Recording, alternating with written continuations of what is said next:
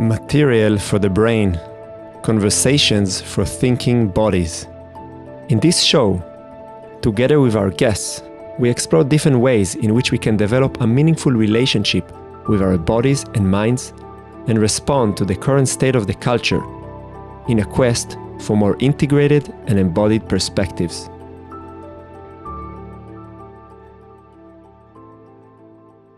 Hello and welcome to the 32nd episode of Material for the Brain podcast. My guests for today's episode are Tutusaus and Tom Weksler, who are contemporary dancers, choreographers, and teachers.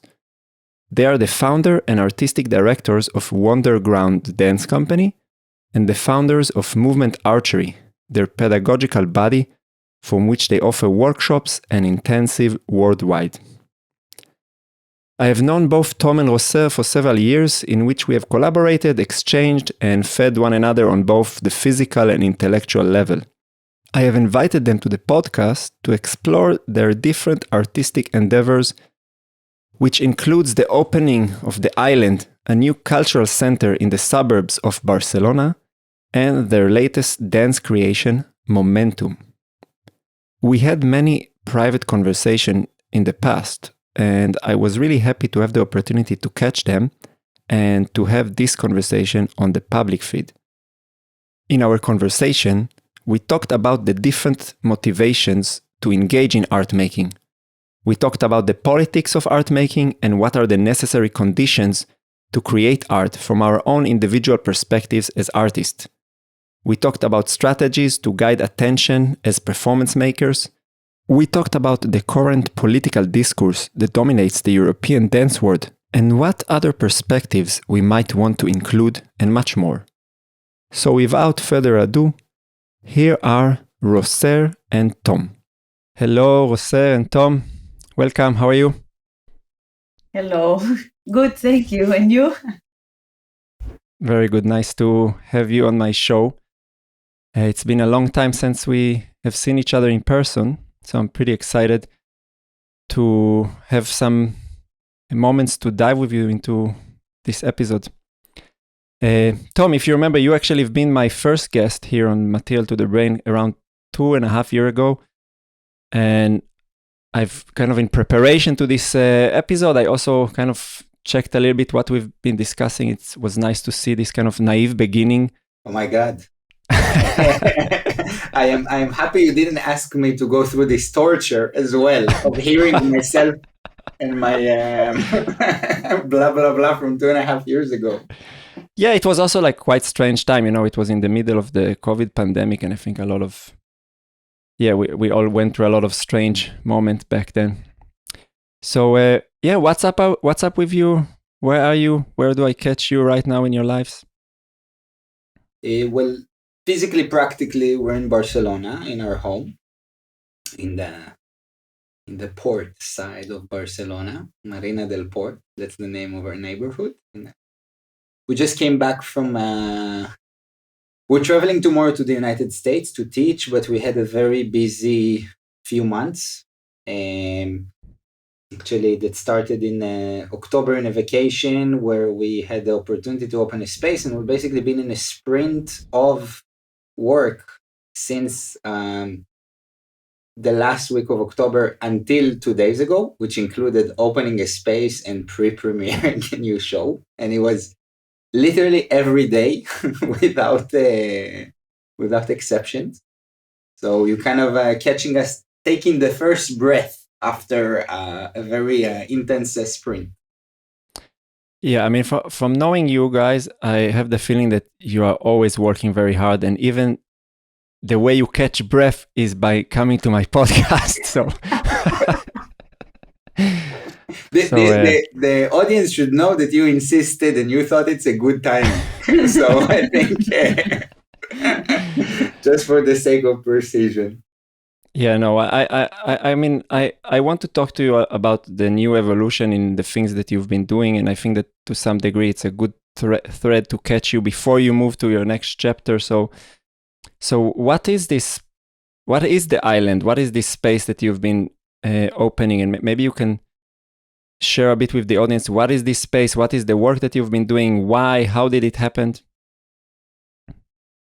I mean, it's not something that happened like all of the sudden, but also it was not really premeditated. It was like, like since 2 years, just like looking for a place where we would have more direct access to practice, to creation, to teaching also. And the opportunity happened. I saw something on internet. It looked interesting. We were on our way to vacation. We didn't have a car. We just rented a car. This space is a little bit outside the city. So we were like, okay, now that we have a car, let's go and see. And it was just like a very beautiful and amazing space that it felt just the right one to do the investment and to do the effort. And this is like how it happened, like very, actually unexpected also.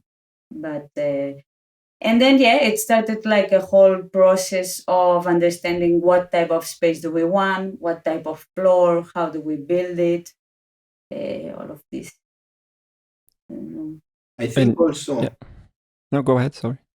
No, also important to say that it was one of these things that unintentionally we've been cooking for a long time. I mean, the main intention in opening with the space was to respect ourselves more as artists. What's been happening in the last few years, basically, since we started our creative journey together, our work as creators together, is that we keep on having to negotiate the spaces, which is something that's very common in the sector of performance arts and dance in particular. People need to negotiate spaces. People need to justify. I deserve a space because I create on themes that are relevant for society. I deserve a space because I am excellent. I deserve a space because I really, really want one. I deserve a space because I've been here for a long time and I've contributed to the field. And basically what happens is that you are being constantly asked to prove yourself in ways that for us as artists are really uncomfortable. It's difficult for us. We're much more sensitive about what we're doing. It's difficult for us to say, okay, we need to get a space because we're excellent. We need to get a space because we're relevant. We need to get a space because we're contributing. And we felt that little by little, the fatigue of these negotiations were starting to kind of drip down into the creations themselves. Then combine this with Rosé's being a multi-talent in the sense that she studies space design. She knows a little bit the field of architecture. She knows a little bit of real estate. Me being a nomad for so many years and knowing a little bit, think that I learned a lot. Like, let's say, survival 101 business. When how to kind of how to negotiate. So bringing all of this when the opportunity came. And it's a beautiful space. It was something that we really didn't expect. We were like, okay, we have to make it happen because we're feeling this fatigue and we don't have anything to respond to this fatigue. We still want to create, but we feel this tension of having to prove ourselves. And for dance makers or performance arts maker, a space is like a canvas to a painter. So to not have the space and having to negotiate it on ways that don't feel to us truthful as artists was, this was like, we have to get away from this situation and create a new reality for ourselves to really create the way that we want. So how does it happen on the practical level? Are you renting a space or because you also renovated yourself? Tell me a little bit. I'm curious, how did it unfold in reality? What is the condition? How did you, on the practical level, manage to do that? Because I would imagine that it's quite of a big project. I mean, we are renting the space. We have a long-term contract. It's now for about 5 years, and we have let's say we have a reasonable belief that these 5 years will be extended further. And it's just that first of all, the fact that it's a little bit outside of the city, it makes it more affordable.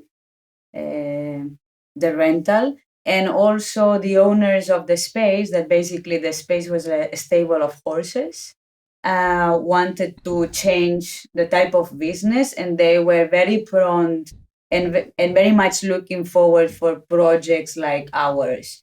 So basically we are sharing the space also with somebody that it's like No, we're not sharing the No. space. The space is divided. You know, we have yes. not just No, it's different. we are not sharing the space. We have 180 square meters that are not shared with anybody for now.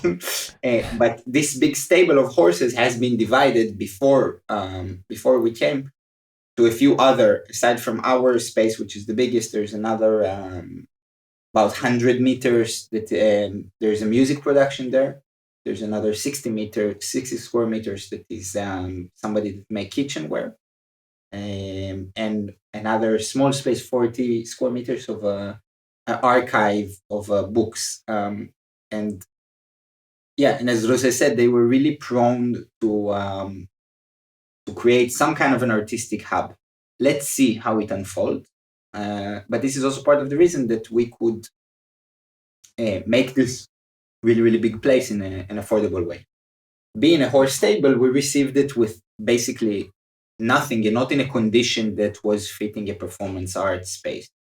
So what you can say, was our first priority? The first priority was the floor. I mean, that's that's the place that holds movement, and there was no floor. So, I mean, there was concrete, but it was not in the best state. So basically, the first thing that we addressed was like which type of floor we are going to build. And that was already like a project. Actually, it is very interesting because like we have like some friends, like a company that the first time that I stepped on the floor that they have, I was like really amazed. So we went there. It's called Malpelo, the company, and we asked them how did they build this floor. And the funny thing is, I mean, the floor is all wood, like ¿cómo se llama maciza? It's wood. Wood. It's not plywood. It's not like like things that are like. It's not cheap wood. It's real wood. Yeah, real wood. There is like they made like big pieces that are like made out of like different layers of wood. So this is wood. It's pine, and it's made in a way. Basically, these guys made already the wood in a way that Steve Paxton, that you will like that, recommended them to do. So basically, the wood is it has underneath like like something that it can bounce. Yes, but it has 3 layers. That's the special thing. Normally, they do it out of 2 layers. Like you build like lines, horizontal, vertical. The key that what Rosé is trying to say is that they have sprung floor that is only made of wood. And then Malpelo, which is a couple, Pep Ramis and Maria Munoz, when we came and we asked them, okay, what's the technique to make it? They say, we use the technique that Steve Paxton recommended us. And what he said is that back in the 70s, because the contact improvisation scene started basically in the outskirts of the cities, they had contact with a lot of craftsmen, that they recommended them because they were not on the hypes and the trends of how to make equipment for sports and for dance.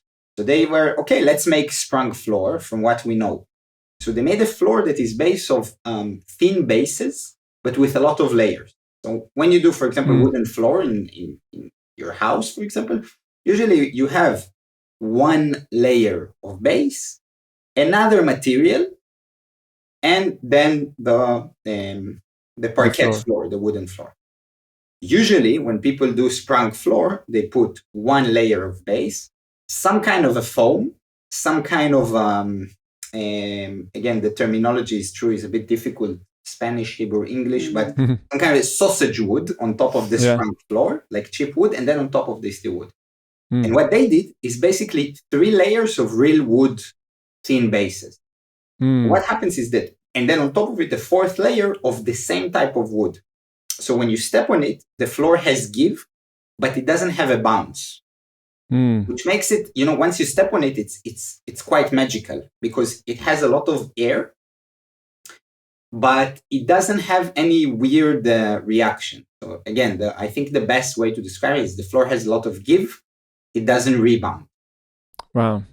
So the thing is that Roseanne and me, we really insisted on making this wood, but the difficult thing was that all of a sudden we realized nobody wants to do it. No. So we started to call different craftsmen, different companies. And everybody, no, I can do it with a foam and it will take me 1 week. I can do it like this. I can do it like that. Nobody wanted to do it. Later on, we learned that nobody wanted to do it because it's not the most, let's say, efficient way of doing it. Again, it's a very interesting negotiation here. You can get supposedly a better sprung floor in a shorter time, but you wouldn't get this type of floor. Now, after the main difference is the wood, and after like studying also like something about space and materiality and how all of these things can influence really directly your senses, I became very sensitive of like to step on wood is very different than not to step on wood. It's nuances, but I truly believe that it creates a very different sensation in the body. Yeah, no, I'm totally with you about it. I mean, I've been there is a certain model that I've been mentioning already here in the podcast from a philosopher called Ken Wilber that he has been using for his maps of reality that is called the 4 quadrants, where he distinguished between individual experiences, which are like our interior spaces, individual behavior, which is everything that you can see and it's kind of empiric, and also your physical body, and then the shared internal space, which is the culture, language, stories, myth, etc., and the collective exterior spaces, which are actually the physical spaces that we share. And he argues that they are all influencing one another, and you cannot change something on one quadrant without affecting the others. And me personally, I'm not that sensitive person. So like I can be in different rooms with different lights and somehow I'm always okay in comparison to, I don't know, I have one student, for example, who really couldn't be in a certain room because it was really triggering him and he just had to leave. But I definitely believe that what you're saying is 100% correct, that like something happens on levels that maybe we don't always have awareness, but let's say the choice of wood somehow will affect your experience, and your experience will definitely change your behavior. You will have different conversation, different culture. The artistic work that you will do will be different.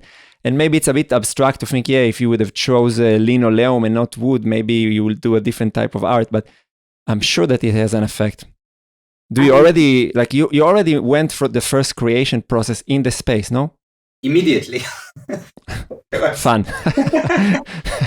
So can you share a little bit, like, because I guess it's like a big, I don't know if you already digested it, but it's a huge shift from kind of, as you said, like justifying yourself and having this kind of lack of stability with exterior condition to suddenly have the space that you've built with your hands and that is like your whole energy and spirit is inside. Can you tell me a little bit like how did the first creation went there and what did you experience?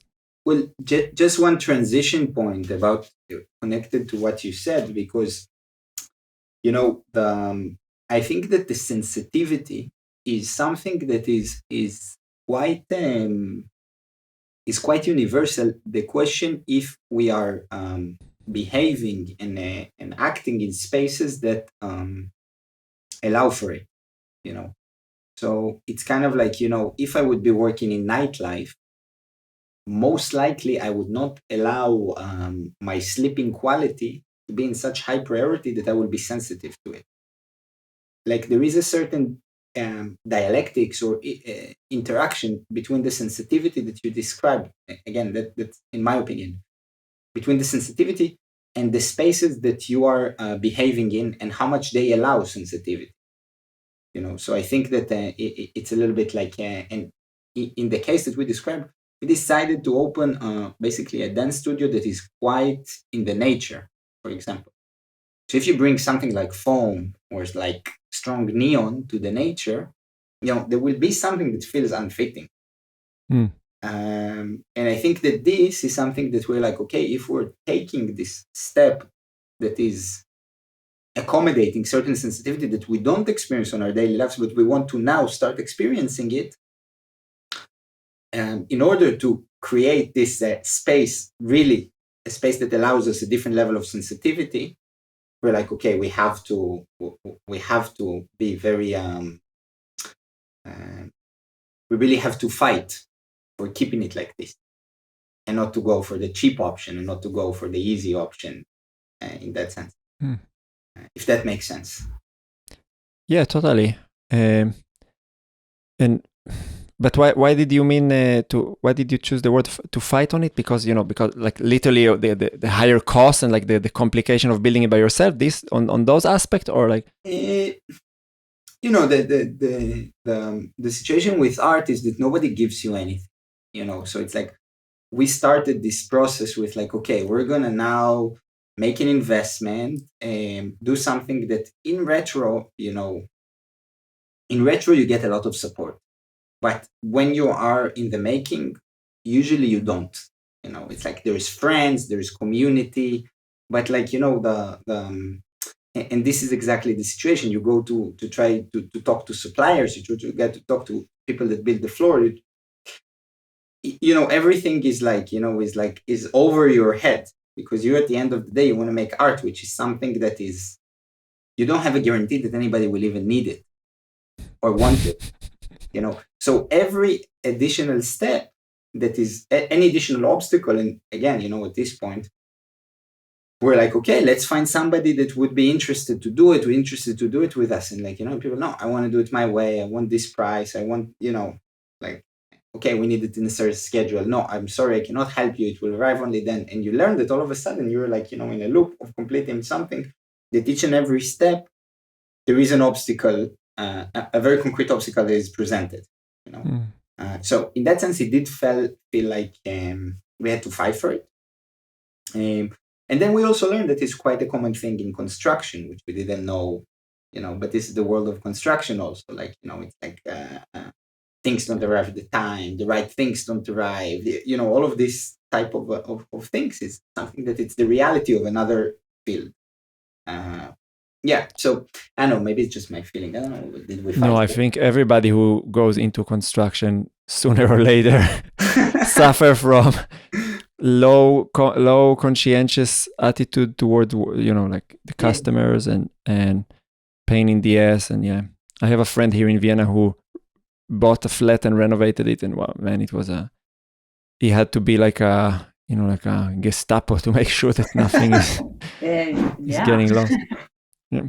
So can we dive a little bit into your creation process? I mean, I've seen some stuff you shared online, like the short video you did about Momentum, the new creation, and I've also watched the documentaries that you made on the space. First, I want to tell you that it's super beautiful, and I really love the work you do with videography and how you document your processes. It's really inspiring. And I'm also just impressed by the fact that you can combine it while also dealing with like making sure that the material arrives on time while we also want to record the process. And I've seen some footage from the space while it's like half built, and you're dancing on the what is underneath also. It's really beautiful. And so this is what I was trying to explain. Yeah, yes, I have it in my mind as a picture. Yes. Yeah, so really more power to you. It's really amazing. And yeah, I would love to hear a little bit about the project that you've been doing and the experience of working in the space. Maybe we can dive into that. Okay. I mean, first of all, I think that the opening of the space was something that was very interesting and new for us. This having this 10 on 10, which is kind of a privilege that is like pretty much square, and you have nothing in the middle.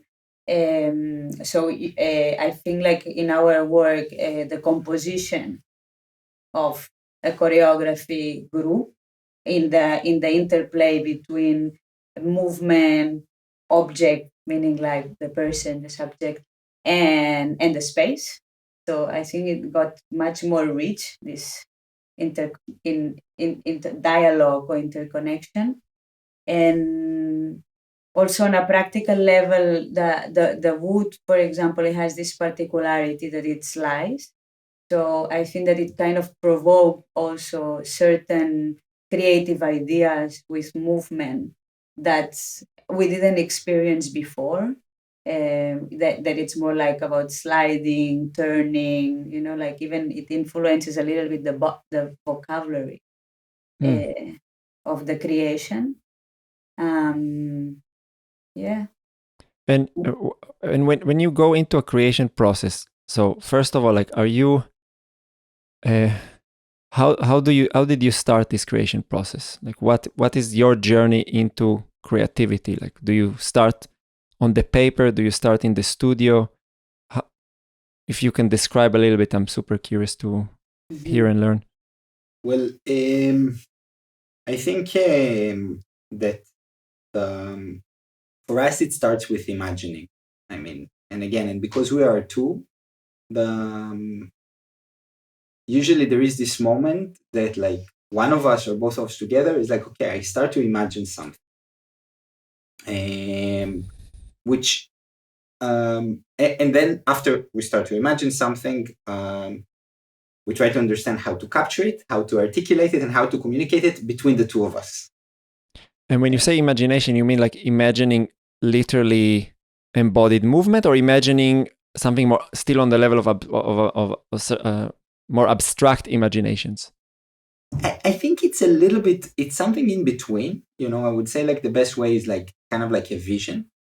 So, I mean, again, I can use this example here because it was quite interesting. So this creation that we did now didn't start for what it is. It started from a project that is called Oda, that we were really busy with ecology in the past few years. I don't know, because of course everybody's busy with ecology to a certain level. And we started reading certain things, and then reading these things somehow got us again to be interested in science fiction. Because in science fiction, there's a lot of works kind of saying, okay, what will be with ecology in the future? And then we started like, when we shared a lot and had conversation and, a lot of stuff like this. Until eventually we're like, okay, actually there is something here that's interesting to perform, and it was like, what are the things that make it concrete? It has a certain ambience, it's like it has this science fiction future, what's like the nature of the future, that it creates a certain color, a certain sound, a certain darkness. Okay, and then like, what's interesting for us there, and then we realized that we're really interested in masks and the connection between masks and ecology, how people in different times created from the nature around them masks, and they moved with these masks. That is always something connected to ritual, always something that connected to dance. What will be the mask of the future? What's the mask of the modern man? And all of these questions, kind of little by little, swinging them between us, and like, what Rosé imagines as this movement, why I imagine this movement, what color will it be, what scenario it will have, what costumes, started to lead to a project that was called Oda. So I think this is like, for example, however, there was this moment, again, I think it's a maybe interesting, juicy bit, that we were promised. I don't know if this promise can say promised, but that we will get support from a certain big theater in Barcelona. And then we arrived to a meeting, and it's like, look, guys, we don't really want to support you now. We'll support you in the next season. You're like, you already started the project. You already have certain commitments, certain schedule. It's like, what are you going to do? And then we needed to do a certain shift, because we just finished building the space. And even though we imagined Oda for, I think, something about 10 months, with references, with conversation, with it was all written. We had a big portfolio. We had a lot of. It was like, okay, we're financially we cannot now sustain a 5 people's piece with the masks, with the scenario that we imagined, without support. What can we imagine out of it that doesn't need everything that we planned? And was like, okay, we strip it. What do we still have? We have what Rosé said. We have the new space with how it moves, and also the imagination of some kind of a futuristic, imaginative way to move. And that's how Momentum was born. Taking some kind of an ambience that we imagined, stripping it from a certain, again, imaginative elements, and seeing what is still there. I mean, what is interesting in creating in a dialogue is that it's very difficult to create one way. And then, for example, in my case, I feel the creation of a piece more like almost carving. It's like there is a lot of things that present themselves like almost simultaneously in different layers, like either like an image, like a visual image, like of bodies and movement, either like a material or a sound or a color or a question. And then like I feel more that I put the things there, and by embodying them and doing them, it little by little it's like unfolding what it is. This is a little bit, for example, how I feel like the creation starts. And yeah, and I think that also in general, like because it's very intuitive in this last creation, how things like unfold. There was also like a certain point, a question of like, okay, why are we interested in this? Why is moving? Why Momentum, for example, that it's the name of the piece? It's interesting for us. Why? What is it that moves us? And then it's when we enter a little bit understanding the depth of the meanings that the piece can contain. I want to point out something that kind of provoked a curiosity for me, because you mentioned something about, like the issue of creating in a dialogue with another person. And Tom, you've mentioned that the starting point is imagination, which is something that is very private in its nature. And I'm curious, like, how do you address this problem? Because there is something about imagination that the moment you pull it from the abstraction into the concrete, it loses a certain, let's say, something from its essence. And on the other hand, it's inevitable that if you want to do it in another person, you have to somehow dive into that process of communication. So what helps you in that, like on a practical level when you're working? Or how does communication function between you two, from the inner dialogues that you're having into the outer dialogue and into the construction of, let's say, shared inner vision? I think like something that we learned throughout these years, like collaborating and working together, is that it's to give each other space and trust. I think that this is a very important topic, in the sense of like sometimes you envision something that you don't really know yet how to materialize. So the other person needs to kind of have the patience and give the space for the other to carve it till it like presents. So I feel like that trust, patience, and space, and understanding that the thing, because I'm not seeing it, it doesn't mean that it's not there. Maybe it's not there yet, but it needs certain time. So I'll give the time to the other for like creating it. I don't know. Yeah, you can think about it, imagination. If like creating alone, like you imagine something, usually it has also a certain inherent construction or logic or causality. And then what happens is that committing to a collaboration means that you have to not only rely on your own inherent construction of imagination, you also have to recreate it together. So as I said, if we're talking about like, the future of nature, that is like, this is kind of like, it's, I don't know, it's something that triggered our imagination in both of the Oda that will happen somewhere in the future and in Momentum. We had to, for each one of us, both nature and future are things with a different personal construction in terms of personality, psychology, spirituality, inspiration. And then we had to kind of put it on the table. And every time that somebody puts a piece of it on the table, and I think this is what it connects to what Rosé said, also to give enough freedom for the other person to say, okay, for me, there is another possibility of building it. There is another possibility of connecting it. Which is actually, it's quite interesting because you're all the time in the practice of a little bit taking yourself less important, which, and the creation becomes more dynamic because of it. Also, I think that there is a question of detail. What details count and what details count a bit less, like you can have an imagination that is very, very figurative and very descriptive.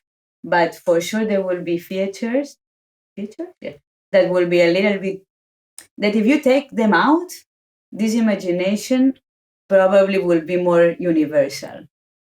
So the question is like finding out what details allow other people to relate to this imagination and what details kind of like narrow a bit the imagination and make it just like your own. And I also seen that you are also dancing in the creation that you've been doing. Is this something that you feel like that is still necessary for you for the sake of the creative spirit, or is it like kind of okay, it's budget wise we cannot hire many dancers, but we would like to move out from our creation, or like what is your first, why are you laughing there? What is the relation between your performance persona and the work? And we dance in our creations because we love it. We love the act of dancing. We love the act of performing. We both we just enjoy it so much that we can't give it up. I mean, again, for me, I think that the creation would be better. It would be outside. Yes, that's why we laugh. I think that our tools as creator, they emerge more easily when we are outside. But we love. I mean, again, for me, no, you agree. We love it too much to give it up at this point. Also, I mean, like again, we laugh because rationally and practically, we know that if we would be outside, probably we would be faster taking certain decisions. It would be more visual, in a way, the creation. But I think that also being inside and moving inside, it allows me to take decisions as a choreographer from another place that is not just the visual one, which it's more somatic, maybe, and this balance, which it's a struggle because it means like it's more work, more effort. But I think that there is something there that it's worth, and not to just work from visual or aesthetics. Yeah, I'm actually pretty curious about it because I'm also at the moment creating for my students here in Vienna, which will be the first time that the study group that I've been running here will have kind of a event that is open for the public. And I've been diving into the question of the difference between representation and as a method of creation, so that whatever you do aims to represent something through the different images that you're working and the dramaturgy, etc. And and what does it mean to move away from representation and use performance art as a kind of a raw material that doesn't aim to represent anything. And then I realized that actually in that case, because I'm outside, it's pretty difficult to fully understand it, because I am aiming with my student to do something that the practice is the performance, and that the performance doesn't try to represent anything, but we are trying to bring the audience with us through a certain state that the dancers are arriving into, to create a co-shared space.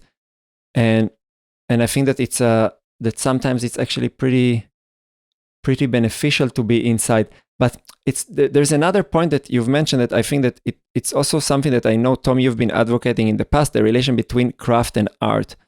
And I know that also you two are teaching together, and you have a very, very elaborated movement craft together. So I wonder if it's also something that kind of is irreplaceable as a material in your creation, the fact that you together have a certain quality of dancing that is just not something you can replace, because you have been doing it for many years together, and you have been refining your craft to such a level. Is it something that you can resonate, or you don't stand behind that statement anymore?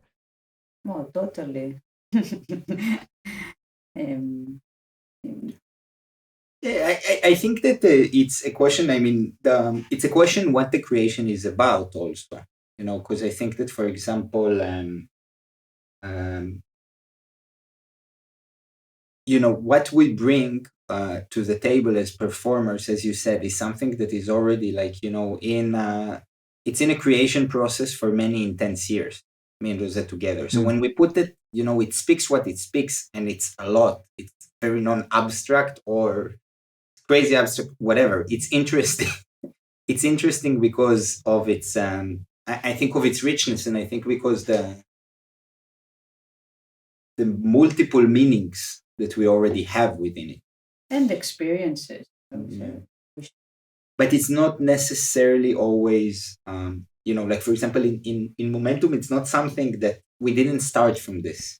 There's one duet towards the end of the piece that is basically we improvise this duet, and it's everybody in presentations that they saw, everybody loved this little last duet, and it's kind of closed a lot of open questions in the piece, but it came very late.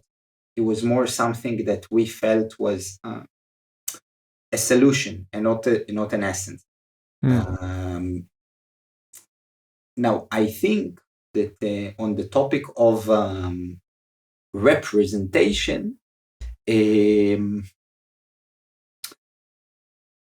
it's very interesting, the question that you bring, because I don't think that anything can really not represent something. There's a very there's a philosopher that we worked a little bit, with his work, Baudrillard. I'm not even sure if I'm pronouncing it correctly. John Baudrillard, that he wrote a book called Simulacrum and Simulacra, that I heard this was the book that influenced Matrix.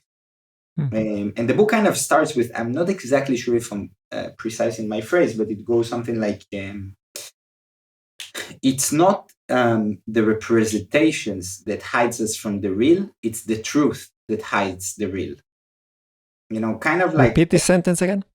It's not representation that hides the real, it's the truth that hides the real.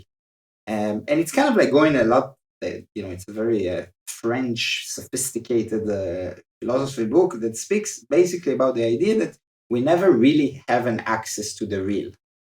We have access to representations of the real, on different layers. Or nowadays we have an access to something that he calls hyper-real, which is it's not the real. It's is too much, too much going in, which I think this is kind of what inspired the Matrix. Between all of these layers of the red pill and the blue pill, and the agents and the underneath and the aliens, what is real between all of these things? And I think creation is a very nice game with this, because, so we bring going back to this, we bring our duet to the end of the piece. What do you see? You see 5 years of very, very intense adventures. You see just two people spinning around each other. You're seeing physics in its purest form. That there's kind of these different things that you cannot even choose what's being accessed and what's not being accessed. And the only thing you can do as a creator is like really consider all of the layers, let's call it like this, and decide if you want to have these layers as part of your performative space or not. Yeah, I mean, for sure, it's not up to the maker to decide what the viewer can access on the ultimate level. And I don't know, and I guess first, would you agree that like as a maker, like your role is to some degree to navigate the attention of your viewers? Yes. So I think that there is something about that process that and maybe that's kind of what I meant with the notion of representation, is that when I watch something, I can be captured by the experience that I'm having right now through the senses, or that I can go and shift into my ideas about what I'm seeing and being in more of an analytics mental space about, okay, what is this thing about? No, that's this kind of obvious question that people ask when they are confronted with weird contemporary dance. Ambiguity. Any ambiguity needs to be about something. Yeah, and I think that, and this is some tension that I think that it's and what I've been asking myself now as a maker in this context is not what am I doing, or what do I want to speak about, but how do I access this space where the people who are viewing can dive into their experience and not go to their analytical mind. That's the main question that I'm asking myself. Is there a certain way to guide that attention there, in regardless of what is the theme that you're working? So it's kind of meta question. And I don't know, I think it's, when you think about stuff like circus or stuff like this, then or if you look at the magician, then it's quite obvious, like he does the kind of, he points you here, hey, look here, while he does something underneath. Or like when you watch a certain spectacle and then there's a big effect, and that it's that when you're gonna put some firecracker, everybody will be, for a moment they will miss a heartbeat, and so you know that you're accessing a certain primal level of their being that cannot shift into the cognition, because I feel that that's something that is very missing in our art world. I don't know if you agree with that, but that it becomes such an analytical thing. And I don't know if it's also like that in Barcelona, but in Vienna, it feels for me that everything is being carefully observed through a very cognitive, intellectual lens that doesn't give any room to the experience. And you could say that it's kind of, we are so detached from the embodied experience of watching somebody. Let's not even talk about moving by yourself, but when I watch you move on a screen, I have a very different experience than when I watch you move in front of me. Like there is a certain connection that we have in the real space that affects me differently. And how is it in Barcelona? Is it do you also feel that it's the brain is the compass that guides art, the dance field? If you enjoyed the conversation so far and found it meaningful, please consider to share the episode with others and to click the like button. These small actions might seem meaningless, but they are the fuel that helps the podcast project to move forward. Your attention and time is highly valued, and we would love to hear more about the insights you might have from listening to this episode. And please consider to subscribe to the channel to be notified for all future uploads. I mean, Barcelona, it's a warm city. It's like people live outside. You are your sun touch your skin. So there is a certain physicality that it's still there in the dance scene, but Barcelona is also Europe, and in general, like the art world functions through networks and through people like directors and programmers meeting and talking about certain themes that now in Europe they are valued.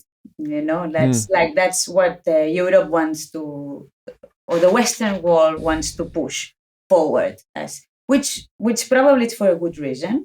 I'm not moralistic about that, but it's true that the dance, or the capacity of dance, which is this embodiment, or not passing everything with the cognition, that's the strength of it. To take this strength out of dance, it's almost like killing it slowly. Or very fastly in the guillotine. Or fastly. Yes. But part of our craft, in that sense, both of us had very, very long-term collaboration. For example, with Circus, our duet Rise that toured really internationally and across all Europe and won awards is a street duet that even though we are dancers, most of the dramaturgy that we use is circus dramaturgy. But we also bring circus dramaturgy, I think, to the emotional realm. Because like you said, there is something really beautiful about circus, that your attention is being guided somewhere and then something else surprises you. And this is something that we really try to learn a lot from our circus collaborators, to understand not necessarily what's the best tricks, but what's the philosophy behind it, because there is philosophy behind it. Artistically, circus is something that a lot of people tend to a little bit look down on as a show rather than art. But there is a lot of art in guiding the attention and surprising. And exactly because of what you said, we use a lot of this type of dramaturgy. However, what we also try to do is to create something similar to emotions, because this is also something that at the end of the day, now is very common in performance arts, to make you feel something intellectually. So if I will show you a political theme, a representation of a minority, of a painful experience that we all know that is painful, you will intellectually know that you're supposed to feel sad, guilty, shameful. But what about, it's the truth, it's the truth. I mean, again, I don't know for our listeners how many of them are used to this experience, but you see it, it's very common. On the other hand, what about, like you say, the experience of seeing somebody move in a certain way and having a strong feeling out of it, or somebody does a change in their movement and creating a strong feeling out of it. So we try in our work, first of all, to really bring this circus dramaturgy. So there's still the element of surprise and the element of craft with working with the attention, but also to bring something that, if I have to kind of give it a little bit of an aesthetic, is a little bit more combined, something like in between acrobatics and buto, that creating strong emotional feeling by seeing somebody move, and not by seeing what is the intellectual discourse that's supposed to make you feel this or that.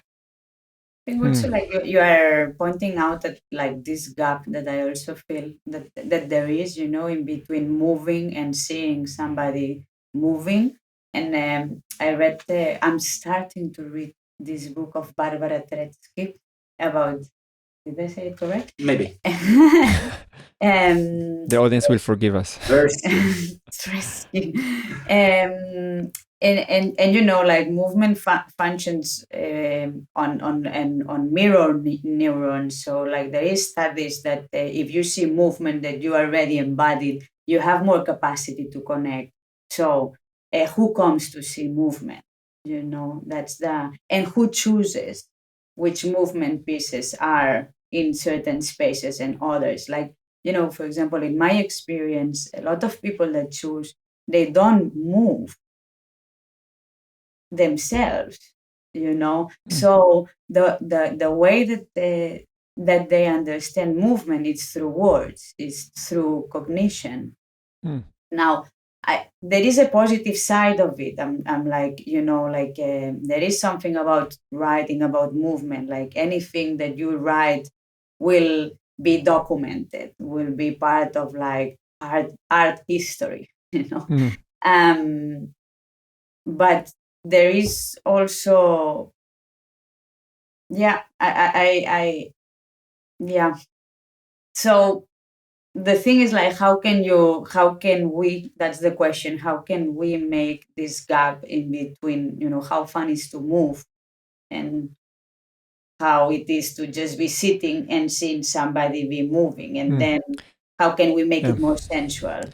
Yeah, I mean, my way to kind of start grappling with this question of like, let's say, the different perspective that somebody who is not, let's say, a seasoned mover who comes to the theater, is just to imagine, like, I mean, what you mentioned about the mirror neurons and how we understand movement, also when we see it. So is I gave this example to my students like that. If you would go now in the street and suddenly somebody would have an epileptic attack next to you, and they will start convulsing on the floor, you cannot not feel something when you witness it. No, it's like you cannot just be, oh, interesting. I know that symptoms I read on the book. Like you have a reaction.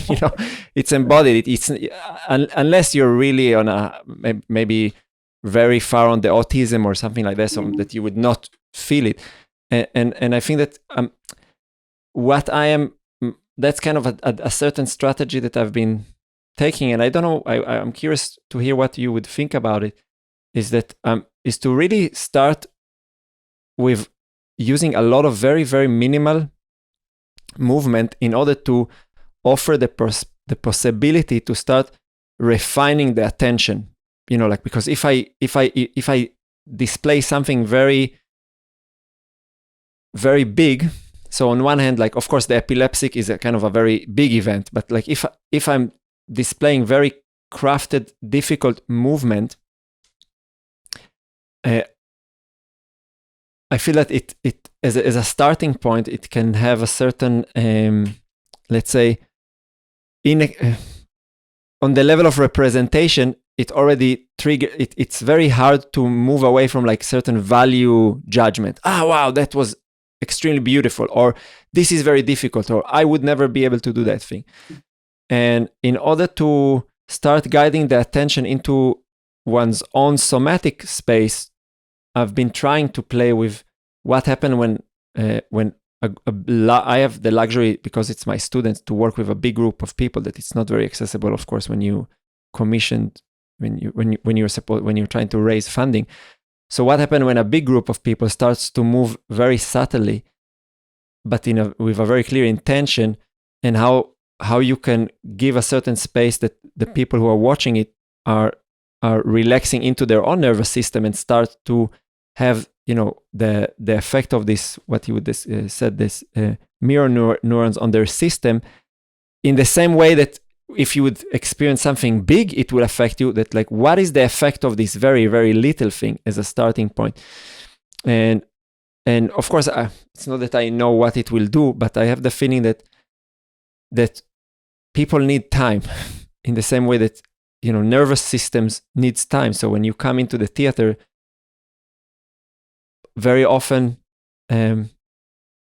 you're not being given enough time to just pay attention to where you are, and I have the feeling that that's a good starting point. But I don't know what you think about it, because I also know that your style is very, very crafted, but I haven't seen the full work. So I know I've seen, let's say, the more virtuosic aspect of your work, but what is let's say, the range of movement that you're working with?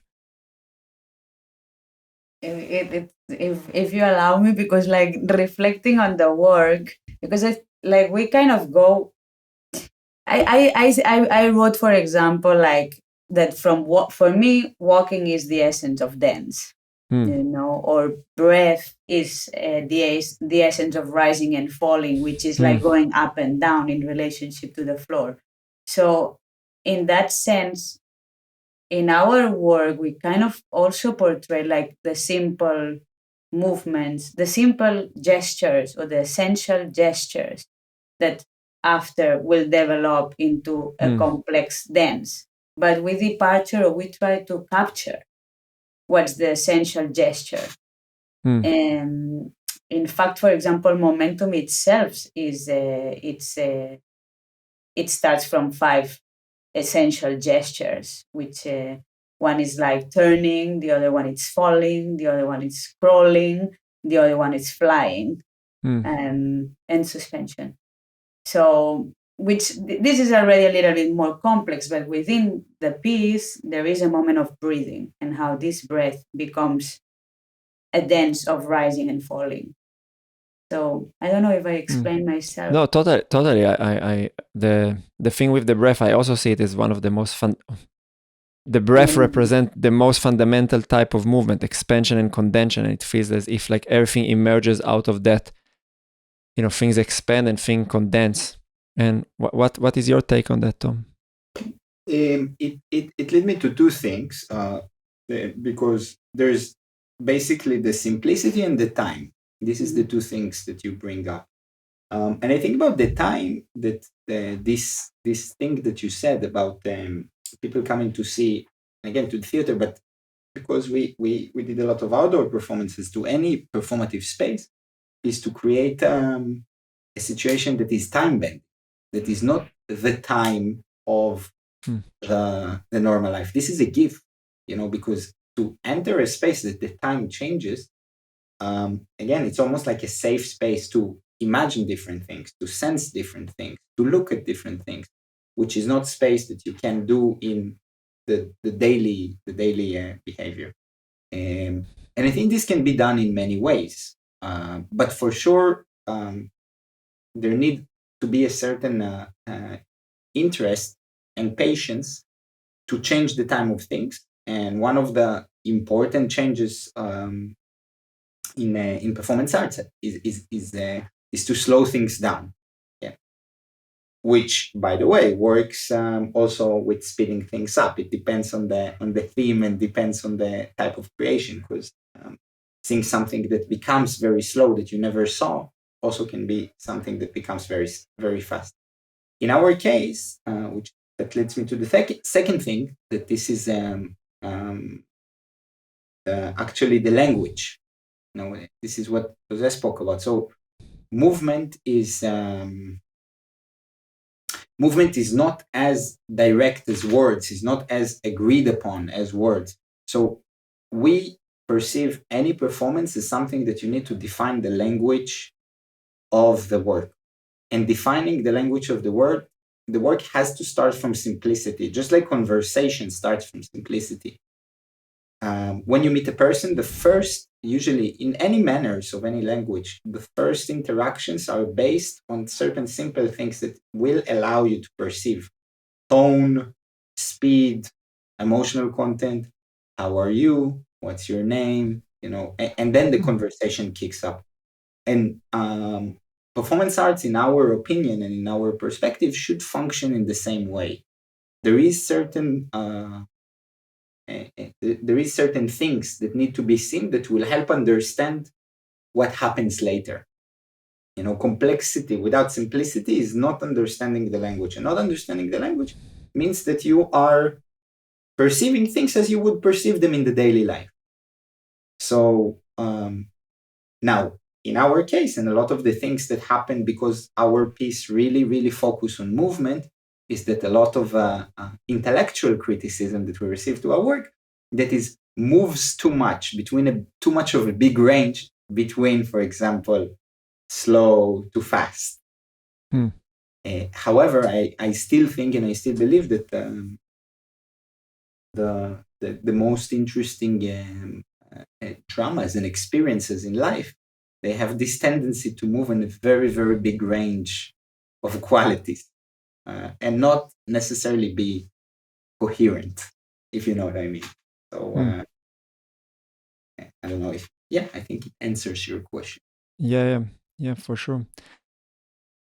Yeah, I would agree that with the last statement, and that richness demands, let's say, the ability to shift between different, maybe opposing qualities, and but one thing that comes in mind is in the tension of between what you said about the idea of let's say, kind of metaphorically looking at the process of creation of a dance piece as a conversation and as a language, is that language is never universal, because it always has it kind of emerged from a certain cultural context, or at least like verbal language, no? And movement, and let's say what governs movement is universal, and it's something that I'm pretty sure that intuitively you are considering it in the work. But I'm curious, like, how do you address first, if you have like a certain intention when you're creating to gravitate towards the unattainable universal, or you're really kind of focusing on, okay, we are creating work in Barcelona for Spanish audience, or like, is it something that you're considering when you dive into the work? Yeah, I mean, at the beginning before we spoke about details, and how many details and which ones allow it more universality. Personally, I always I start from an intimate place, but then again, I'm choosing what are the details that would allow a much more universal experience. In that sense, that's why I don't think, and this is, I'm a bit afraid to say that I don't do political art, but and I don't want to enter a lot in it, but it doesn't have, what I try to do doesn't have to do with like the organization of society, but more the human experience. And I'll try that this human experience is it can be relatable to everybody. And when I speak about human experience, I speak about death, I speak about nature, I speak about love, I speak about frustration, I speak about suffering, I speak about calmness, I speak Energy. Energy. And that's what I'm interested in, and that's what I think that it can be also interesting. I think that for me, for example, art is very connected to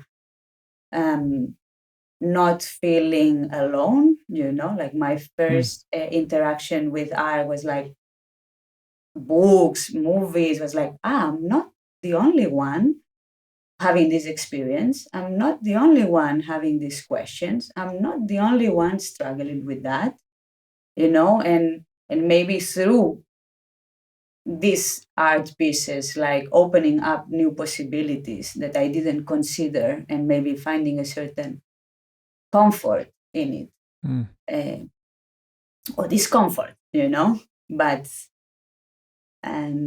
so that's, I always consider the universality of it. I would say that for me it's quite refreshing to hear an dance artist, that is kind of moving away from talking about how to organize society and using dance for it. First, because I don't think that dance is really the best tool. Like, if you're genuinely, and this is where I feel that there's a lot of, I wouldn't say dishonesty, or maybe more like an illusion, I don't know, but that like, if you really think that the best tool to address the societal problem that we are facing is by creating dance, I think that you're to some degree delusional, because it's just, there's better forms of activism. Say again? There's better forms of activism reorganize society. I would say go and work, study economic and be fucking rich, and then you have the power to change things, rather than go and perform in some abstract theater somewhere in the city that you're living. And I feel that it's like, that's the trend that we are going through now, that the dance has to be political, and dance, you cannot speak about anything else beside, like, let's say, kind of certain tensions that are existing in society. But I think that, like, as you're saying, that the human experience is not governed only by society. Society is a big part of it, but it governs by physiology, by our connection to the natural world, and I think it's very, I don't know. I'm really trying. I'm happy that I don't need to create under the wings of the city of Vienna in the sense of the funding, because otherwise I will be very limited in what I can do. But I think it's an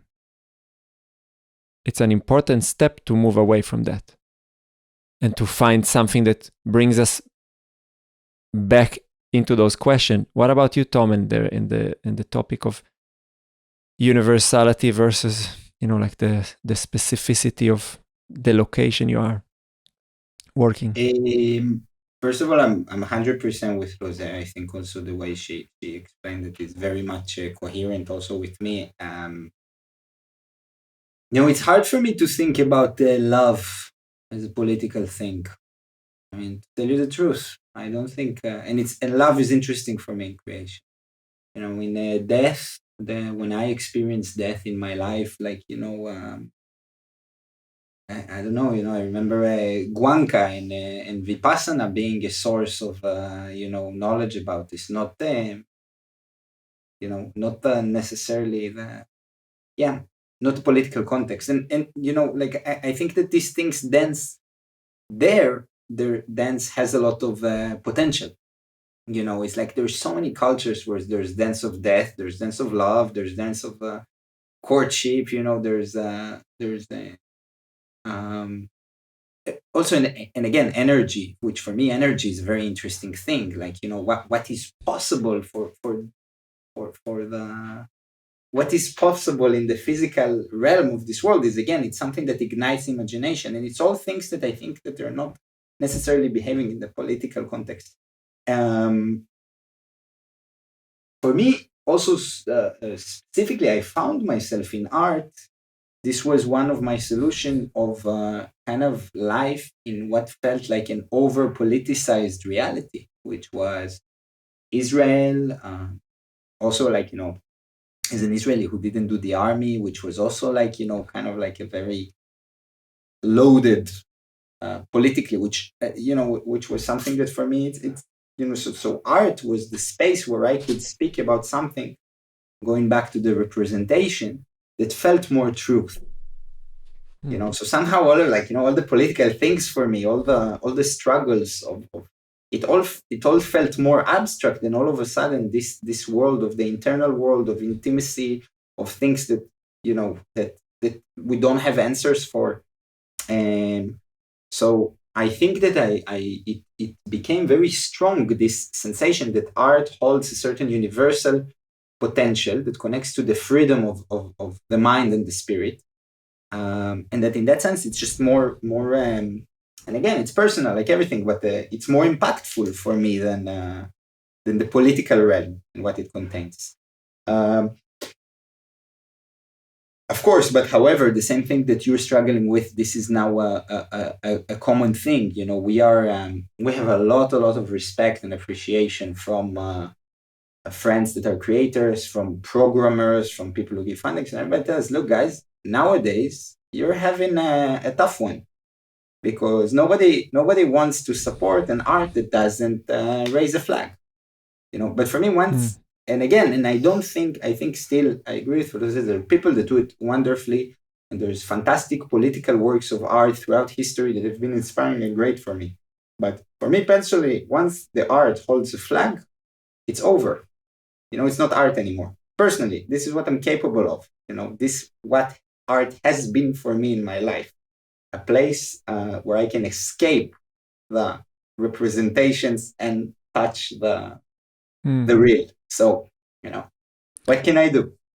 Yeah, I also feel that maybe one of the reasons why dance is also maybe I resonate with what you're saying, because for me, I experience dance as a space where I can explore my consciousness, and through that explore life, and to reduce it into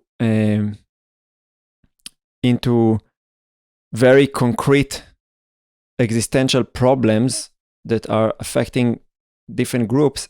Or not saying that it's not important, but it doesn't enable me to dive into the mystery of life, which I think that there is a certain when you choose to focus your artwork on very concrete, let's say, societal problems, there is a certain knowing behind it. I know, like, I want to speak about this because that's not right, and that's what is better, and we should be aware of this, and we should be aware of that, and this is and there is like lack of injustice here, and this is the right way to do things. And for me, that's in a way, maybe that's where we can meet in our perspective. Why I also would kind of say that this is where kind of art is being reduced from its potential, is because where is mystery? where is the things that we don't know, and where is the gravity towards the space where we never been before? And I think that that's and it's pretty curious for me. Why is it so hard to inspiration? Where is inspiration also? Where is inspiration? Yes, because also that's another problem of the reduction. That, you know, the inspiration, what you propose now is also, it's inspiration to look further, you know, rather than a lecture of what is wrong or what is right. I think also, like, I would say, and you said like dance explores, it allows me to explore my consciousness, and I think subconscious. That I think dance is a great tool to explore subconscious. Which is a wonderful thing to bring in an artistic conversation, because as soon as you try to tell it to the program, then they will ask, but how do you bring your subconscious to stage? And then you would tell them, if I would be able to tell you, it wouldn't be my subconscious. But maybe if you actually see the show, you will feel something. Tom's strategic marketing. It's not marketing, man. It's like, you know, it's subconscious. I cannot talk about it. You know, that's if I could, it wouldn't be the subconscious. Yeah, and no, but if you speak about the mystery of life, and I think that our brain is the one that you have inside is already like a big mystery for yourself. You know, I think that. That's one of the things that art can do. And then it also, and I think that it's very necessary not to just speak about what there is now, because then also you end up like all the time going to see shows that, and it seems like conferences, you know, it has something very educative all the time. And I want to imagine, you know, I'm 37. I'm starting to think, what am I gonna live? You know, what's the world that I'm gonna live? And through the art, I can like spark the imagination to future generations to imagine what type of society we can have, what type of relationship with nature we can have, what type of loves, you know, we can have. And it's not about definitions. It's not about more definition. It's about wondering. Yes. Yeah. That's a. It's just that it's a very difficult case to argue for nowadays in the dance world, and yeah, I think like I've been really trying to also think about it kind of from the perspective of those who would advocate for political work, like why. Like, what is the problem about actually doing what we are advocating for? Like, and to kind of stillman those perspective in order to be able to understand what am I actually doing. And I think that there is that there is a certain let's say, a certain low resolution moralistic problem that you can place on artists, let's say, in our realm, that would be kind of lack of desire to be involved, lack of certain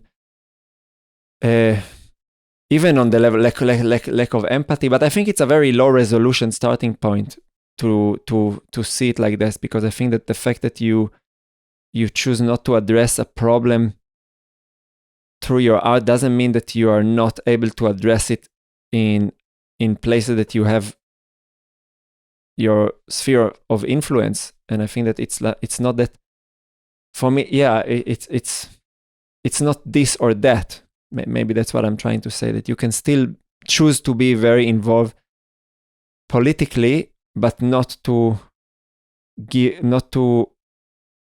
wash your whole art practice with that. But I don't know, do you have any certain like spaces that you feel like, like certain topics that you would say, hey, now I would consider like taking a political approach? Are there themes that you think like, okay, this would be a certain red line, I will not be able to keep doing art that is just imaginative and let's say more abstract, and I would dive into those spheres? Or is it too abstract of a question to pose to you now? Just I don't know if I'm gonna answer the question, but I think that to think profoundly about the disembodiment that is going on in society, and how we are gonna solve the problem of these two realities that it's coexisting, and which is the virtual space and the physical space, and how are we going to bridge these gaps with the questions of like what is going to be reality, or or non-reality, and what is going to be truth or not. I think that that in some way this is like my kind of political theme.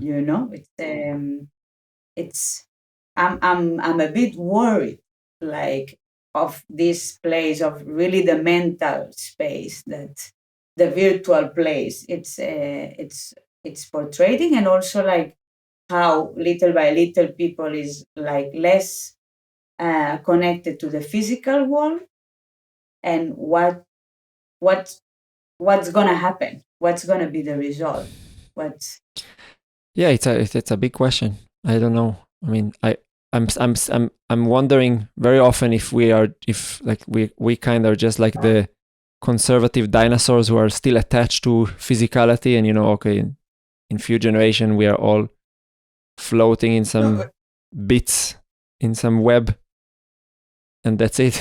I think also there's another point to it. Not only the point of physicality, there's also the point of polarization, because then the outfit that now is being like worn in art, which is outfit of dogmatic perspective on problems, is not helping.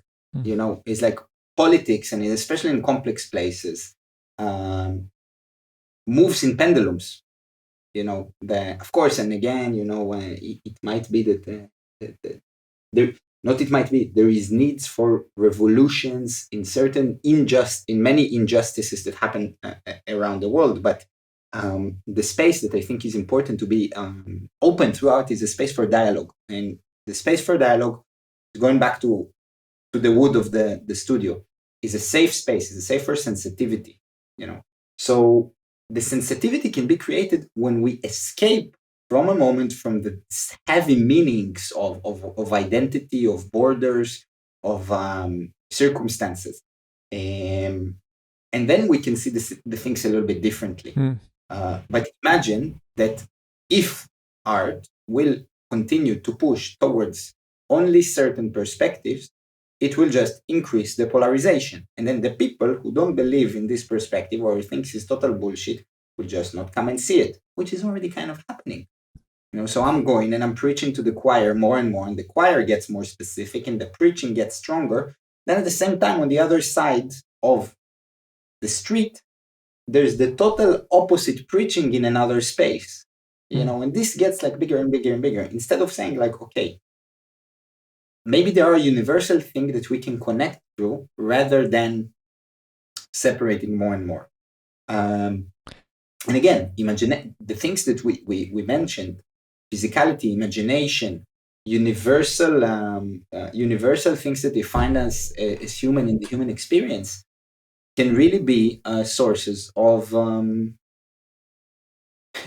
equality, right? Or sources of again, equality is the triggering word. So maybe sources of empathy, of understanding that we have common ground, that we're more similar than it seems. Yeah, I would use again the word universal, because that's exactly, that's to some degree the fact that I'm not doing any work through the funnel of the city of Vienna is already kind of exemplify what you've been saying about polarization, and how, like, if you're not fully aligned with the message, then you will find yourself out of the system.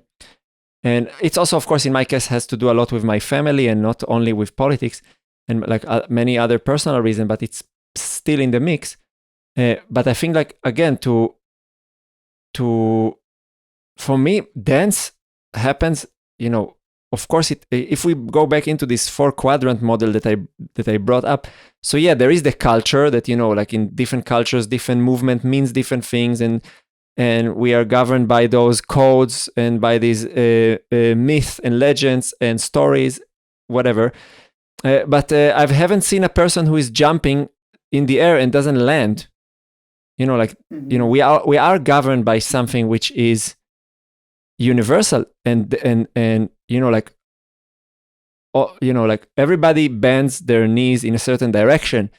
And of course, yeah, somebody can come and go and maybe call me now, you're an ableist and you're not including people who have different physical capacities. I didn't know that this word even exists. Shame on you. and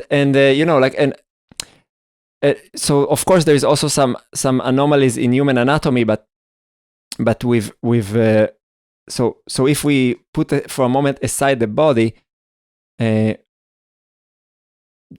physical forces around us govern everybody in a similar fashion. And that's for me already a certain indication that there are things that, whether you like it or not, whether your politics is blue or red, left or right, up and down, you're governed by those things. And that's already a certain evidence that there is a space where we could gravitate towards that will bring us together. And I feel that maybe it brings the question of, like, why the hell do you make art? And I want to make art, or I want to be involved in artistic education for other people in order to support a process of integration of different perspectives, and not in a process of suppressing opposing point of view, and to enable people to maybe come together. And maybe that's maybe what you mean by when you say that you're dealing with love and empathy. So, but that's already very personal. So certain people don't have a wish to bring people together with their art. I met a very inspiring a modern dance teacher when I lived in Japan. Her name is Kazuko Takemoto, and she used to tell me that she used to repeat this discourse, that there is something about dancing that is very ecological and very apolitical. She said it occupies your soul so much that you spend so much time not consuming, not accumulating, not establishing any strong political opinion, not influencing. And she said this is the most ecological, to not leave a trace. There is no other profession that you can spend so much time and energy in and have so little trace. And this by itself is such a huge achievement, because anything else that you will do, you will consume, you will build, you will have to make space, to construct, to destroy, And in dance, at the end of the day. And then she used to have this joke, and if you get good, which is certainly not for granted, you will inspire others also to leave as little trace as possible, because they will also want to become good with their art, and they will also not spend this time. And I think there is some truth in there. Again, you throw it into a polarized pool, and then, again, there's plenty of funny words that can be thrown in order to explain why this discourse is not right on a level of injustice. But I think that there is, in this discourse, actually universal truth. I mean, for me now, like what it's hurting the most, but I don't think that it's a problem. Like I accept that it's like this, and you can say others were hurt before, is that I represent something instead of being something.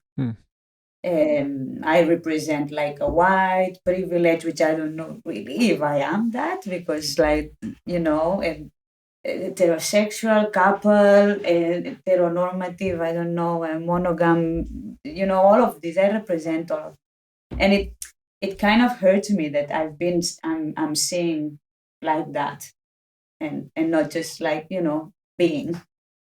And again, I say like, okay, it's my turn to be hurt. Okay, I accept it. Hurt or hurt? Hurt.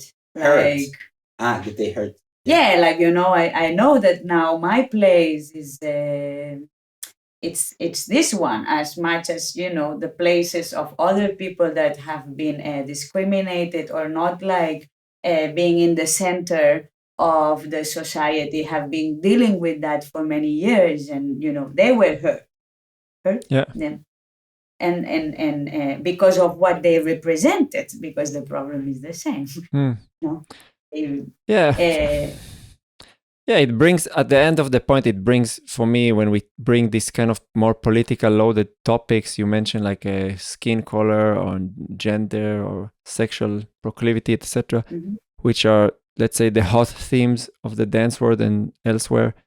It brings for me a question, like, and that's something I think like I've learned with time to also distinguish on an individual level the person I'm talking to, if the person in mind is trying to problematize life or is actually trying to problem solve things.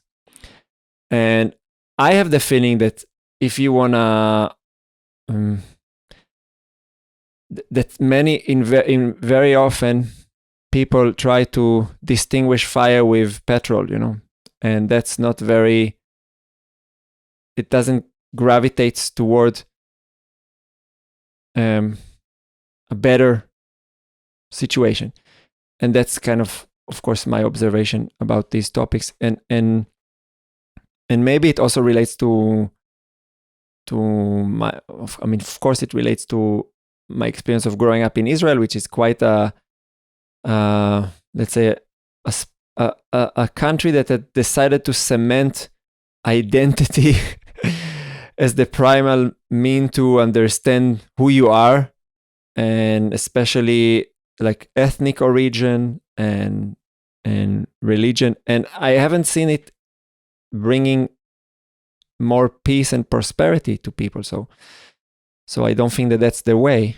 But I've been grappling with this for a long time, and I really realized that, like, for me, that I to really walk the walk of my perspective, it's also to really become to find peace with people who are really pushing the most aggressive identity politics that I cannot stand, and to be with peace with it and say, okay, this is what they need to go now, and that's their process, and that's fine, even if that means that the only way they could perceive my work is from this lens of what is the color of my skin and how privileged I am in the constructed hierarchy of privilege that is being defined by those individuals.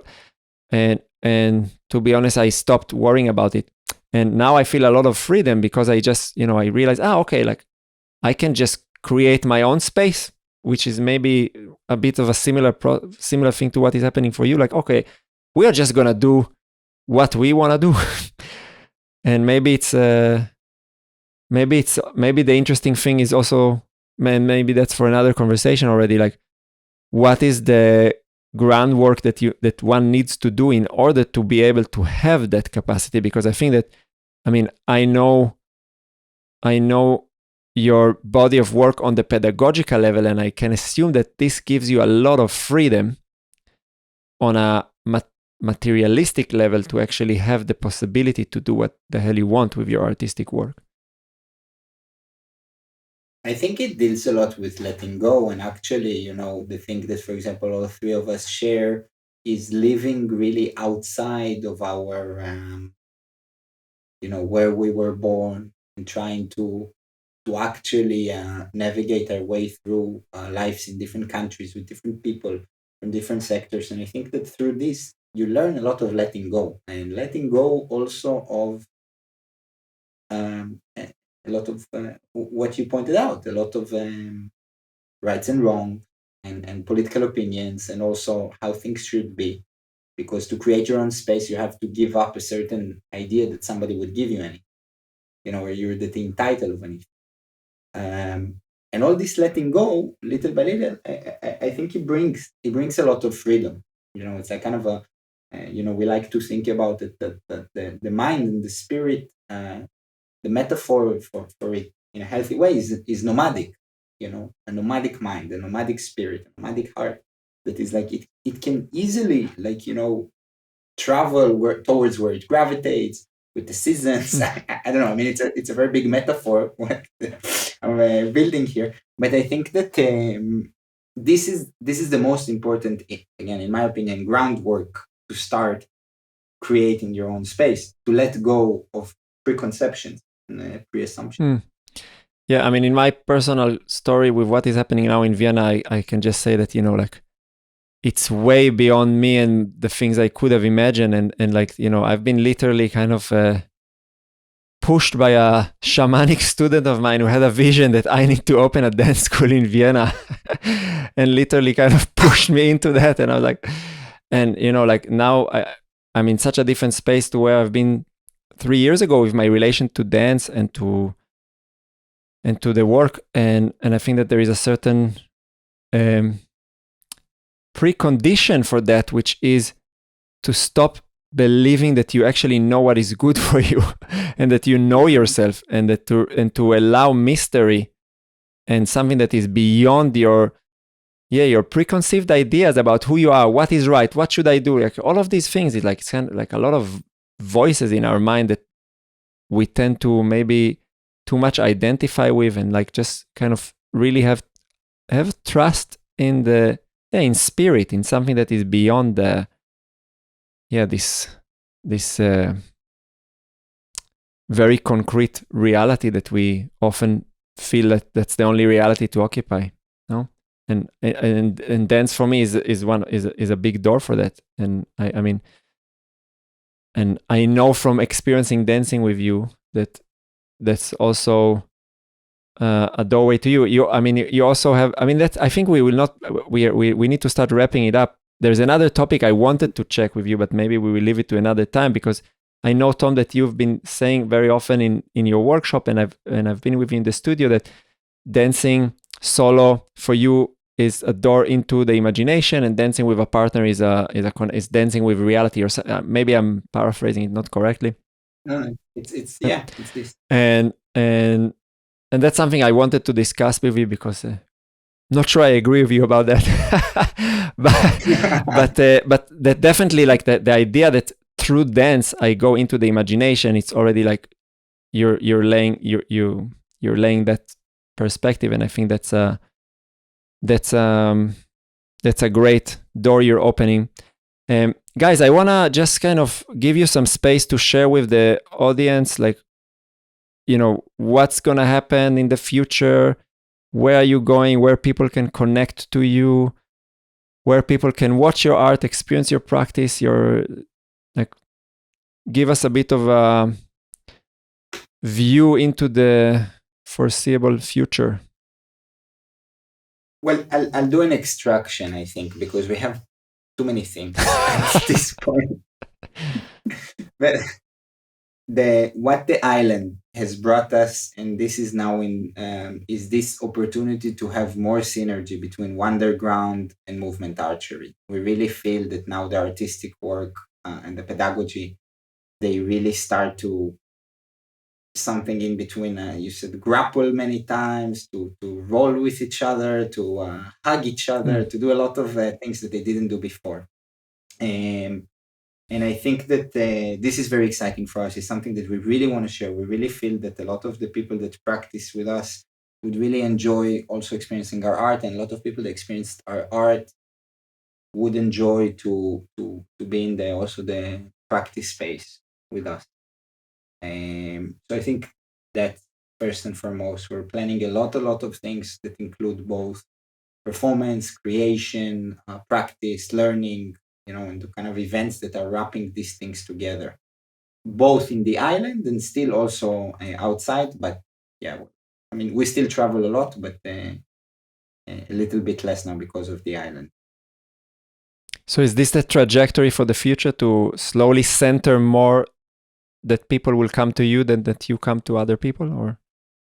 No, we told you, a nomadic spirit. We have to continue moving. If we'll stay in one place, it will freeze, I think traveling is also one of, at least one of my loves. To dance and to travel. To dance and to travel. And there is always I always enjoy, first of all, I studied journalism because of traveling. So it's something I like to interact with other cultures and to go there and soak in the environment. So that would be also something that we will do. And I think that also for this merging of these two things, we are also taking time. So giving ourselves the time to understand how to merge these things, which shape will take, and that this is what space allows time. Very nice. So I will put links for the people who are listening, who are curious to learn more about Wonderground, your performance company, and the Movement Archery, your pedagogical body, where you create workshops and events to be able to connect to you. And yeah, but then I think, sorry, just one thing, if we're already here, one thing for the listeners that have arrived so far and are curious, we're gonna have in the beginning of June a premiere for a duet in Sofia in Bulgaria, that we will do it on Friday evening in a theater that is interesting in this duet. It's called After the Rain, and it will be followed up by 2 days of Zen acrobatics workshop. And it's the first time that we really produce an event that combines both, the ability both to see the performance and then also to have an intense learning experience 2 days after. So if I have to kind of pollute this conversation with one promotional point, is this event in Bulgaria that we're really excited about. You're not polluting at all. I think that if people will have the possibility to attend your events, they will definitely not experience this bit as a pollution. So I think I would highly recommend people who have the possibility to travel or who are residing in Sofia to attend that event. I want to say again, thank you very much for coming here. I really appreciate what you're doing, and I'm super grateful that you had the time just before you have to take a flight to sit here and share your internal spaces with me. So thank you very much. And thank you for allowing me. Yes. And I hope that next time in person. Absolutely. If you want to see more precious and insightful moments, make sure to check our short clips playlist. To see longer interviews, check out the full episode playlist just below it. And to be notified for all future videos, click the subscribe button and don't forget to hit the notification bell. See you on the next episode.